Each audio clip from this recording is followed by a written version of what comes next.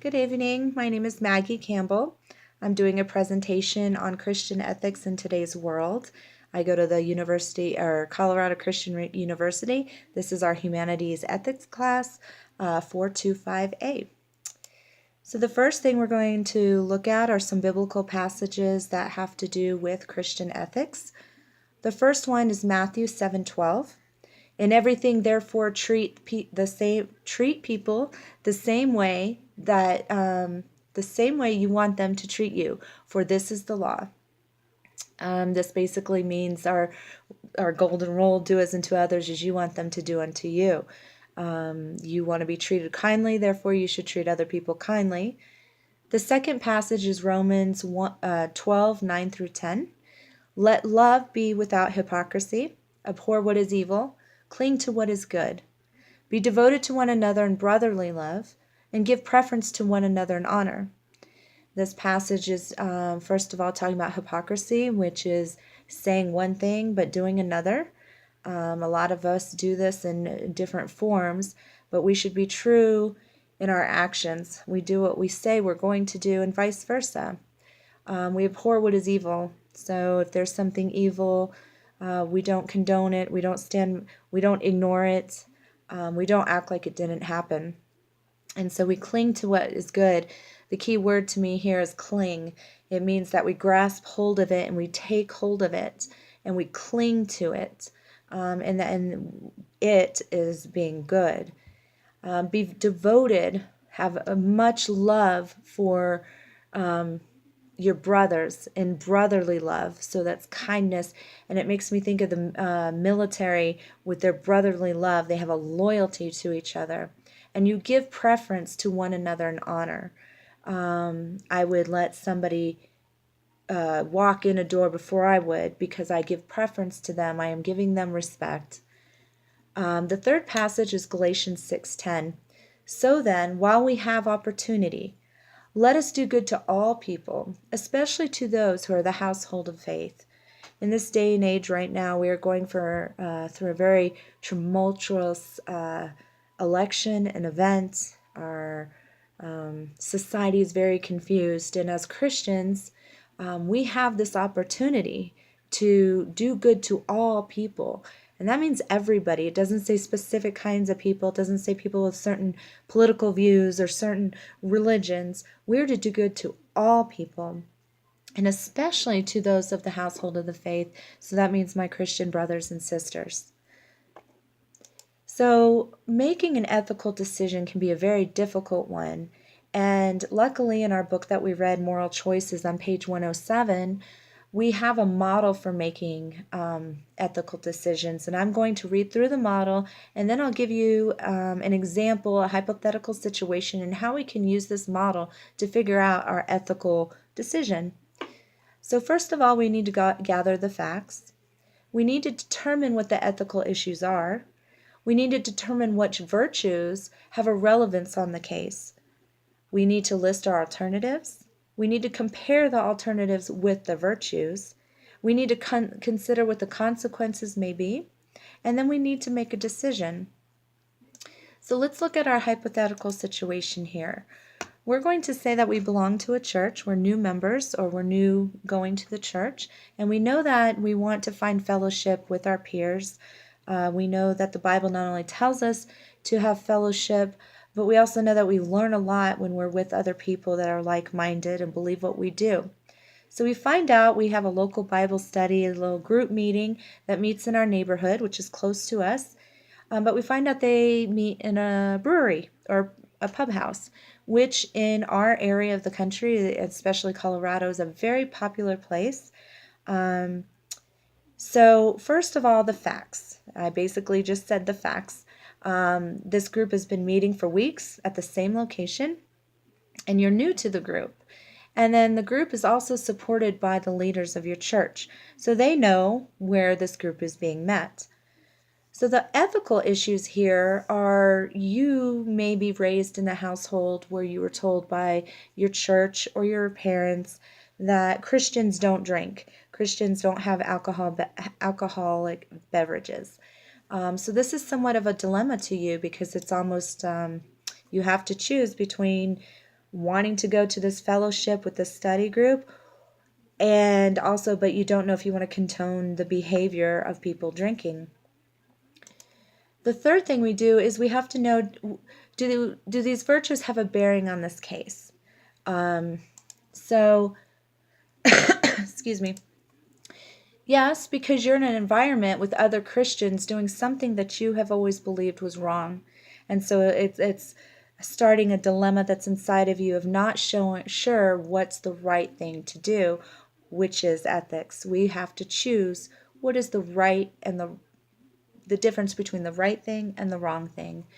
Our alternatives is that we don't go to the group at all. That's a choice of ours. We could talk to the group and ask them, why do you meet here? Why do you drink beer? We could talk to the church leaders and ask why they condone this. And we could also research this topic in the Bible and see for ourselves and do a little Bible study and see what does the Bible say about drinking. The next thing is we can make a list. We compare the virtues to the alternatives. We know I want to go to you want to go to this group. So you tell you that they meet at the pub because you've asked them, why do you meet here? And they say it's centrally located for all members. And they've met people at the pub who have joined the group and the church because they go there. There's in the pub, there's predominantly non-Christians who are there. Our Great Commission tells us that we go forth to all nations, which means everywhere, including pub houses, to witness to people and bring them to the family of Christ. So you also have asked the church leaders, and they say that they're interested in reaching out to people everywhere. And after researching the Bible, you find many references to wine and drink. And you realize in Ephesians, after doing a study there, it says that drunkenness will ruin men. But notice it doesn't say the act of drinking itself. We all know that Jesus turned water to wine. We all know that many people in the Bible talk about when they drank. There's also many Bible verses that we research talking about the effects of drunkenness and what happens when we become drunk. So this number 6 is the consequences part of the model. And the consequences in this situation are if you don't attend the group, you may not grow in the way that you had hoped spiritually, because you know that fellowship is what helps us to grow. And you also realize you may miss an opportunity yourself to witness to non-Christians. So you have to make a decision now. And you decide you have enough biblical knowledge to speak to others about this topic now, and meeting in non-traditional places, and you want a fellowship with like-minded people. So that has weighed over the other issues. Because of the knowledge and talking to your church leaders, and because of the research that you've done, you feel comfortable that you could meet at this brew house. So in an article, Can a Christian Drink Alcohol by Barry Cameron, he states there isn't a single verse in the Bible that says a Christian cannot have a drink. Although the Bible clearly warns about the destructive and addictive nature of alcohol, he continues to say how Christians are to be examples to each other and to non-Christians. It's also widely known that Christians don't drink as a social norm. So with this knowledge, you understand you could have a beer, but that's different than getting drunk. You also have to know yourself. I would assume, have to know yourself well. If you're prone to be an alcoholic or a recovering alcoholic, then obviously that probably is not the best place. But in this scenario, this hypothetical situation, drinking is not an issue. It was more the dilemma of them being told when they were younger that it was not okay to do.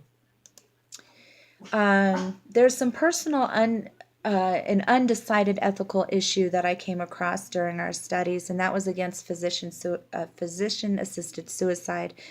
That had been something I'd heard about in the past, but I didn't know a whole lot about it. Our state actually had to vote whether we were going to pass that or not. It was on the ballot of 21 states, and it's a law that would allow patients who are suffering from a very extreme medical illness that would be either incurable, extremely painful, and also a very expensive procedure or disease. It would allow them to take medicine or pills or being given something to allow them to die by their own choice, and of course so they wouldn't have to suffer anymore. I'm undecided because I have sympathy and understanding for both sides of the issue. People who are for PSA have said that it alleviates the pain for the patient that maybe doesn't have any type of way to be out of pain naturally. Also, it's good for a way for people to say goodbye in their farewells and to have closure for family and friends. It alleviates a huge financial burden that could happen to the family and the friends of the loved one. And then the argument for autonomy, I think I'm saying that right, I'm not sure, which is on our book, Moral Choices, page 227. And that means the person has a right to make a personal, intimate decision for themselves. So then the other side of that is the people who are against PSA. They say that the laws for PSA say that it allows people to play God. Biblically, we know that God is the giver of life. The Spirit of God has made me, is said in Job 33:4. And He also takes away life. The Lord brings death and makes alive. So what He brings forth, He also will take back in His own timing. And that's 1 Samuel 2:6. Some will also say suffering is a part of a Christian's life, often the way to make us seek Him and grow closer to Him. Paul is a fine example of this. David's a fine example of this. Christ is a fine example of this.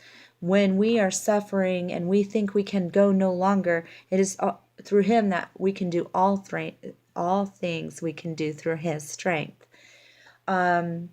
And people have been able to survive critical and very painful medical diagnosis. We don't know if we were to take our lives, whether we really would have survived this or not. Also, it could be misused for people who are depressed and in a state of giving up. They could be chronically, maybe not even chronically ill, but just tired and depressed and just want to go. And sometimes there's people who feel that for a moment. That's just a small season. And in that moment, what if they decided they don't want to be here anymore? When in reality, God had many more years for them. This was just a small season. And then the scariest part to me is PSA could morph from voluntary to involuntary. Family pressure, guilt, finances, the elderly and seriously ill would have to come to the point where they may have to explain why they have a right to life. And I've decided, after using my moral formula plan that I discussed earlier, that if I were faced with this decision, I would want the right personally to be able to die. But when it came to voting, I voted against it. My fear of it becoming involuntary and knowing that I am going against God's word, because after my research, I feel God's word says it is not our right for any of us to take our own lives or anybody else's, of course. And I just could not go against God's word, especially now that I have the knowledge that I do. So the references we have, I use the Bible, of course. I use Moral Choices, which was the book in our class. There was an article I found online, Prairie Crossroads Christian Church. The article was, "Can a Christian drink alcohol?" And that is pretty much my presentation on ethics. I've enjoyed this class immensely. I'm continuing to study more on my own, especially in this time in our life, in this time in our world, this time in our country right now. I think it's very important that we know where we stand, and not just where we know where we stand, but we know why we stand where we do. Thank you very much, and have a good evening.